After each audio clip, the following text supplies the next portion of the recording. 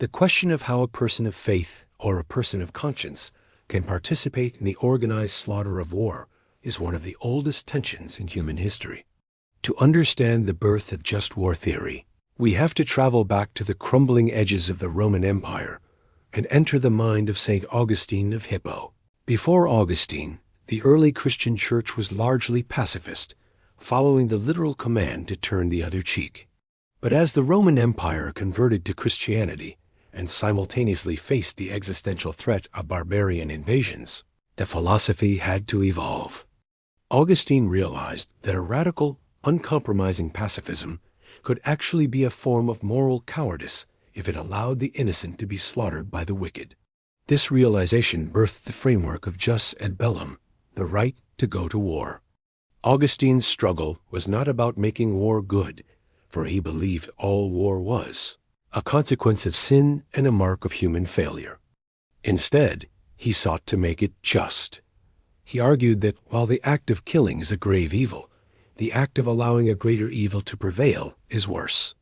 The primary motivation for a just war, according to Augustine, must be the restoration of peace and the protection of the innocent.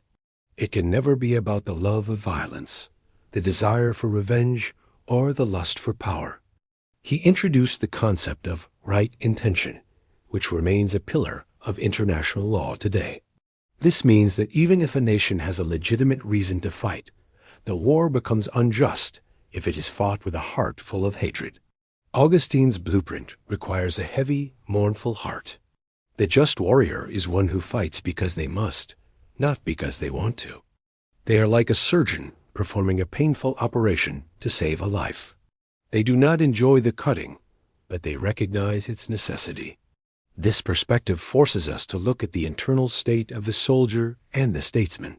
It suggests that morality does not stop at the edge of the battlefield. Augustine also emphasized that war must be declared by a proper authority. It cannot be a private feud or a vigilante action.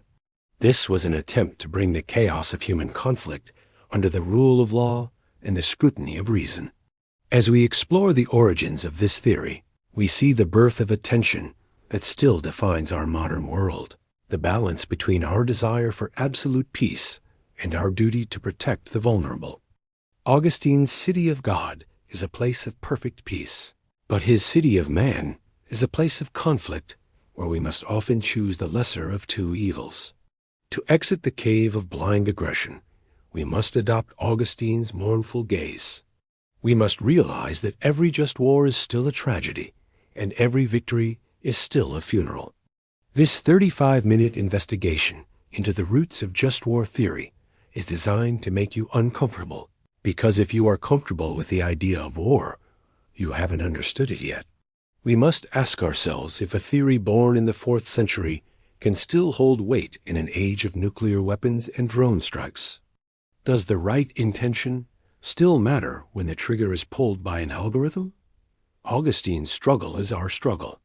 It is the attempt to remain human in the face of the inhuman. It is the refusal to let the darkness of the world extinguish the light of the conscience. By understanding the birth of just war, we learn that the most important battle is not fought on the field, but in the heart of the person who decides when the sword must be drawn. It is the realization that peace is not just the absence of war, but the presence of justice. And sometimes, justice requires a shield.